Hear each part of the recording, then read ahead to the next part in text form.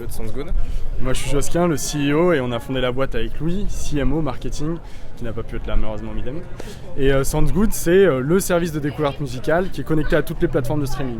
L'idée c'est que vraiment aujourd'hui il y a 30 millions de titres disponibles sur internet, mais on ne sait jamais trop quoi écouter, et nous on a vraiment voulu créer le service qui donne le pouvoir au curator. Le curator, c'est celui qui va faire les sélections musicales, ça peut être un DJ, un magazine, un chef d'orchestre ou autre, et on veut lui donner les outils pour lui permettre de toucher toute son audience. Donc on a Sounds Good est connecté à Deezer, Spotify, YouTube, SoundCloud pour lui permettre de, quand il fait une playlist sur Sounds Good, de pouvoir toucher toutes ses audiences. Et les playlists sont mises en avant sur soundsgood.co où vous, en tant que listeners, vous pouvez profiter des sélections de Trax Magazine, Les Un Rock, le Théâtre du Châtelet et autres. Comment vous est venue cette idée en fait de création de playlists ? Ça remonte à pas mal d'années déjà. On est tous dans l'industrie, enfin, on est tous fans de musique. Moi, je suis particulièrement DJ depuis l'âge de 14 ans, et à force, toutes les semaines, mes amis me demandaient des playlists pour un besoin assez spécifique, tout ça. Et c'est vraiment là qu'on s'est rendu compte qu'il y avait ce besoin de curation. C'est que c'est génial ce qui s'est passé dans l'industrie avec le streaming qui permet à n'importe qui d'accéder à toute la musique du monde. Et je pense que c'est vraiment... on avait besoin de ça. Mais pour les gens qui ne sont pas forcément musique geek, ou même pour les musiques geeks, mais qui veulent suivre des gens en particulier, c'est bien de pouvoir créer une vraie expérience éditorialisée avec des belles sélections qui racontent une histoire créée par des gens qui peuvent nous inspirer. D'accord. Et ce qui veut dire que vous avez trouvé des partenariats avec des majors comme Sony, Warner, justement pour pouvoir proposer leur musique directement en streaming sur votre site ? Alors nous on voit très souvent Warner, Sony, Universal, on est tout le temps en contact avec eux. On n'a pas de partenariat direct avec eux parce qu'en fait on repose directement, on travaille avec les services de streaming qui eux ont négocié les droits avec Deezer, avec les majors. Et nous on met en valeur le catalogue d'un Deezer, d'un Sony, d'un Spotify, d'un YouTube, d'un SoundCloud. Donc voilà. Et qu'est-ce qui vous différencie réellement justement de vos autres concurrents où l'apparition des playlists, de la curation justement commence à vraiment trouver son expansion aujourd'hui ? La curation c'est le hot topic, c'est sûr que c'est un sujet sur lequel beaucoup de personnes travaillent. Nous on est vraiment le service dédié au curator, c'est-à-dire qu'on va se mettre à la place du curator, comment on peut lui permettre de s'émanciper de toutes les contraintes techniques de l'industrie qui s'est construite en silo, où si tu fais des playlists sur un service de streaming, tu te restreins à une audience. Nous, c'est vraiment leur donner la possibilité de toucher toute leur audience, de se mettre en avant, de créer les plus belles playlists possibles et, in fine, d'arriver à amener plus d'audience vers les services de streaming, de faire en sorte que écouter des playlists faites par des influenceurs soit un acte beaucoup plus facile au quotidien. D'accord. Et comment vous choisissez au final ces curateurs ? Il y a une sorte de test à passer, des gens qui doivent les avoir suivis assez longtemps pour pouvoir justement être acceptés dans votre entreprise, ou comment ça se passe ? Il n'y a pas de sélection.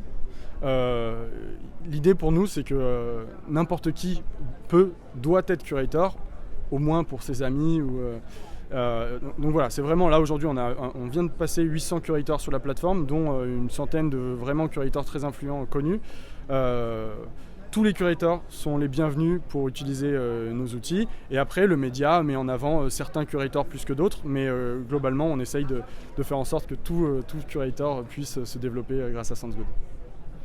Et est-ce que vous pensez à avoir de nouvelles activités liées à la curation toujours plus tard dans l'avenir pour agrandir justement votre activité ? On a déjà beaucoup de choses à faire sur le modèle d'aujourd'hui.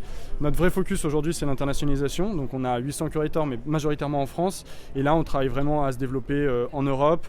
On pense beaucoup en Afrique. On était au Zimbabwe il y a un mois pour rencontrer des gens de l'industrie africaine. L'idée, c'est vraiment de développer ce service de curation aux quatre coins du monde pour vraiment rassembler tous les curators au niveau mondial sur Sounds Good. Et une question pour tous les deux justement, comment vous voyez l'avenir de l'industrie musicale justement par exemple dans 10 ans ? Ok, tu veux répondre ? Non, vas-y. Comment on le voit ? Déjà, tout ce qui se passe c'est très positif, c'est-à-dire qu'au final les gens écoutent de plus en plus de musique, il y a des apps, des devices qui te permettent vraiment de vivre ton quotidien en musique. on va aller de plus en plus vers des expériences qui vont se baser sur tes émotions, sur qui tu es personnellement. Aujourd'hui, on prend beaucoup d'infos sociales, on va te proposer des choses que tu vas potentiellement aimer parce que tes amis l'aiment ou autre, mais de plus en plus on va réussir à se centrer sur l'individu lui-même, lui adapter la musique par rapport à ses émotions, par rapport à ses envies, et donc ça c'est une vraie évolution qui est certaine.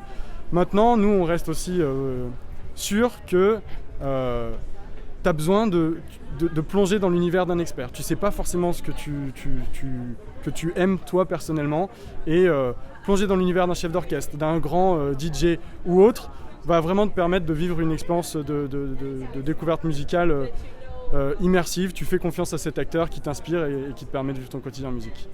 D'accord. Et vous avez une idée Moi j'ai plein d'idées aussi. sur ce qui pourrait se passer justement dans 10 ans? Je crois beaucoup aux objets connectés aussi, mais il faudra toujours cette surcouche humaine pour faire découvrir de la musique, je pense. Parce que les algorithmes travaillent toujours pour te faire découvrir de la musique, mais dans ton environnement t'écoutes du rock, on va te proposer le meilleur du rock qui va correspondre à ton activité, à ton émotion. Mais pour te faire découvrir du classique, il faudra forcément passer par quelqu'un qui va te dire je m'y connais mieux que toi et je peux te faire découvrir ce style qui ne te correspond pas forcément. Notre motto, c'est que les curators, donc ces influenceurs, t'apportent plus que ce que les algorithmes peuvent t'apporter. Ils t'apportent vraiment l'émotion, la passion, et c'est ça pour nous le vrai pouvoir de la musique. Et vous êtes plutôt sur un modèle gratuit, financé par la pub ou ce genre de choses, ou vous vous orientez plus vers un modèle payant par abonnement plus tard, justement pour avoir accès aux curateurs? Alors, nous on est surtout sur un modèle B2B, on travaille avec les marques, les artistes, les labels pour leur permettre d'engager leurs audiences via des playlists éditorialisées. Le site soundsgood.co est accessible, tout le monde peut écouter les playlists en connectant son service de streaming habituel. Ce modèle, l'accès au site soundsgood.co restera gratuit, la musique n'est pas gratuite, il faut souscrire un abonnement chez Deezer, Spotify ou autre, mais l'accès au site grand public B2C restera toujours ouvert aux auditeurs.